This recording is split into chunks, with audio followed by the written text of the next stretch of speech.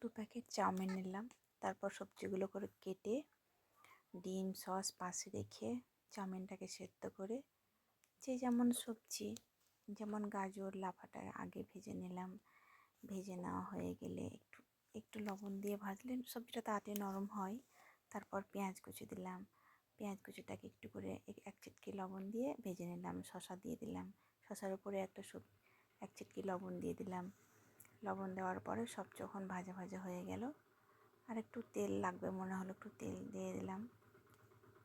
তারপর এই সবজিগুলোকে ভাজা হয়ে গেলে একটা জায়গায় তুলে রাখলাম।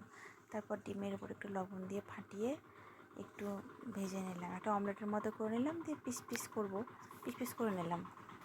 হ্যাঁ, সেটাকেও তুলে রাখলাম। তারপর চাউমিনগুলোকে লবণ দিয়ে একটু স্বাদ মতো লবণ দিয়ে ভেজে নিলাম। তারপর সবকে একসঙ্গে ভেজে নিয়ে চাউ মশলা সস দিয়ে